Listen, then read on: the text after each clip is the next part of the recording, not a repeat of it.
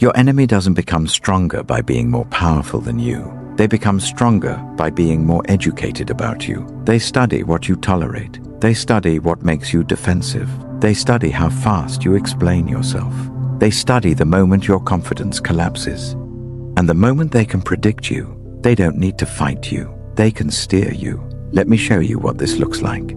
A workplace meeting. Someone makes a harmless joke about your mistake. You laugh too fast. Then you explain too much. Then you apologize again. No one attacks you directly, but something shifts. Now they know. You can be destabilized with a sentence. Now they know.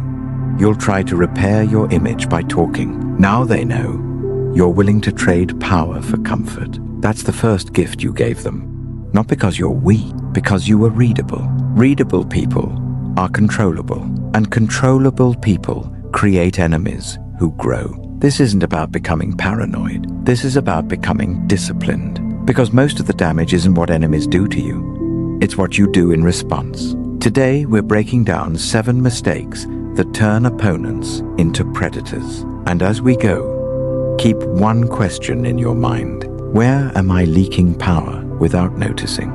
If you like this kind of psychological warfare breakdown, subscribe to Beneath the Mask and comment 1 if you've ever felt someone could push your buttons like they had a remote. Mistake 1. Sharing unresolved pain in public.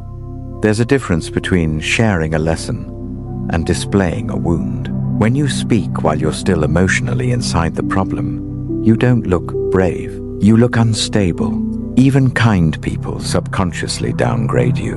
Less reliable, less grounded, less safe to bet on. And strategic enemies? They don't empathize. They archive. They remember the exact words you used. The moment your voice broke, the detail you couldn't stop repeating. Because to them, pain is information. Later, it comes back as concern that spreads doubt. Jokes that land a little too accurately. Subtle disrespect, masked as honesty. Manipulation through your known insecurities. Here's the rule. Never broadcast what you haven't processed. Process privately. Extract the lesson. Then speak from resolution. Not because you're fake, because you're not feeding your enemy a blueprint. Mini-story.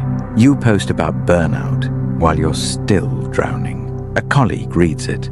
Now, whenever you set a boundary, they label you sensitive. You didn't lose because they were evil. You lost because you showed your weak spot before you healed it. Mistake 2. Assuming fairness is universal. This mistake destroys good people. You play fair, so you assume others do too. You compromise early because you think it's mature. You forgive quickly because you think that's strength. But strategic people read this differently. They read it as a tolerance test. They learn your threshold, then push it. If you accept a small disrespect without consequence, you teach them, try again. If you keep explaining your boundaries instead of enforcing them, you teach them pressure works. Fairness is not universal. Incentives are. Character isn't revealed when life is calm. It's revealed when someone loses control, status, or comfort. So don't assume people are like you. Observe them under pressure, because the moment you stop projecting fairness, you stop being surprised. And when you stop being surprised, you stop being controlled. Mistake 3. Reacting to subtle provocation. Enemies don't swing first with punches. They swing with tests. A small insult disguised as humor. A tone that's slightly dismissive. A friendly comment with a sharp edge. They're not trying to hurt you yet. They're trying to locate the trigger. And the moment you react, defensiveness, anger, long explanation, you give them a coordinate. Now they know where to push. If they can control your emotion, they can control your behavior. So the solution is not to be emotionless, it's to be delayed. Pause. Let silence create pressure for them. When your reactions become rare, they become heavy. When your reactions are constant, they become cheap. Mini story. A friend makes a joke about your insecurity. You laugh it off, then confront them with a paragraph. Now they know 2 things. You're sensitive there. You'll spend energy defending yourself. They'll press it again when they want leverage. Mistake 4. Overexplaining decisions. Overexplaining is a confession. I need you to approve of me. Every extra sentence lowers your authority because it makes your decision sound reversible, negotiable, weak. That's exactly what enemies want. They want your boundaries to become debates. A strategist communicates like this: short, clean, final. This is what I'm doing. This is my boundary. That doesn't work for me. Clarify once if necessary. Then stop. Because if someone can drag you into endless justification, they can drain your power without ever attacking you. Mini story. You say no. They ask why. You explain. They argue. You explain more. Now it's not a boundary, it's a negotiation, and you just train them to keep negotiating. Mistake 5. Publicly labeling your weaknesses. Self-deprecation feels humble, but socially, it's branding. When you say, "I'm bad at this," people don't hear context, they hear identity. And enemies love identities because identities can be used as cages. If you call yourself insecure, someone will treat you as insecure. If you call yourself weak, someone will test your weakness. This isn't about pretending you're perfect. It's about framing. Replace fixed labels with process. I'm improving. I'm working on it. I'm learning fast. Because what you repeat becomes what people believe about you. And what people believe about you becomes how they treat you. If you're realizing, damn, I do this, subscribe. And comment 1 if you've ever caught yourself over-explaining or reacting to bait. Mistake 6. Giving access too quickly. Access equals influence. The faster someone enters your inner world, the more power they have to shape it. Oversharing early creates imbalance. You become transparent. They remain unknown. Now they can predict you while you can't predict them. Real trust is slow.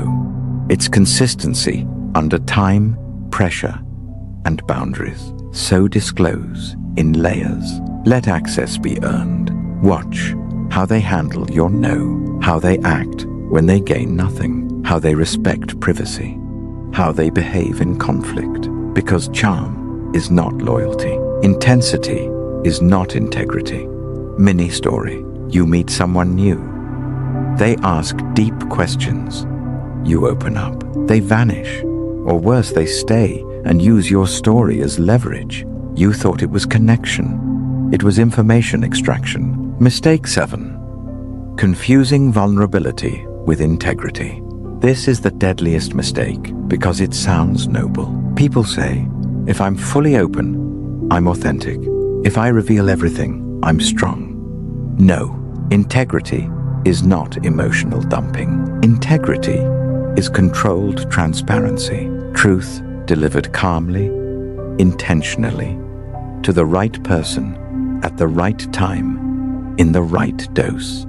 Unfiltered vulnerability can create dependency. You reveal your pain, then you wait for validation. And when someone senses you need their reassurance, they can control you with attention and withdrawal. That's why emotional control commands respect more than emotional exposure. Honesty is stable. Dumping is reactive.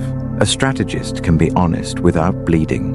And here's the final rule that ties the whole video together. Your enemies grow stronger when you become readable. Readable, predictable, controllable. So stop feeding them your patterns. Don't broadcast raw wounds. Don't react to micro-tests. Don't justify yourself into weakness. Don't label your flaws into identity. Don't give access without proof. Don't confuse dumping with integrity. You don't need to become cruel. You need to become disciplined. If you want the next part of this series, subscribe to Beneath the Mask and comment 1 with 1 sentence. The mistake I will stop making is. Say it once so you stop repeating it forever.